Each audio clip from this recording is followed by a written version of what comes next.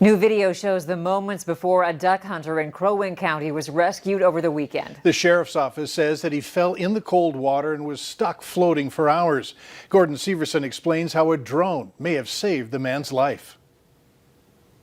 It was truly a life or death situation. Crow Wing County Sheriff Scott Goddard says the 911 call came in around 5 o'clock Saturday night. The caller reported hearing someone screaming for help in Rice Lake, a marshy, bog-filled wetland popular with duck hunters. They could hear, a person yelling for help, but still weren't able to see him. When deputies arrived, they too couldn't hear where the screams were coming from. So they fired up their drone, and within a few minutes, they found a 60-year-old duck hunter in the water clinging to his boat. He had been in the water, according to him, for a number of hours. The water temperatures are cold enough now that hypothermia is a true threat. Goddard says the drone saved them valuable time. Without it, they would have been searching for several hours in the dark, putting the hunter and the deputies in danger. It's why the sheriff's office started their drone program 3 years ago. But Goddard says this was the first time they had to use it for a water rescue. One, actually, we can deploy a life jacket from. So you actually have a drone that can carry a life jacket? We literally can drop it in their hand. It's pretty cool.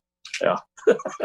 Sheriff Goddard says that specific, more heavy-duty drone was actually on its way to the scene Saturday night, but they didn't end up needing it. He says it's nice to see the technology works because in that area with all the tourism, fishing, and hunting, he says it's very likely they'll have to use it again. This is a perfect scenario where they are critical. In very quick fashion, we're able to narrow down to finding the boat, finding the person, and then knowing exactly where we had to respond to.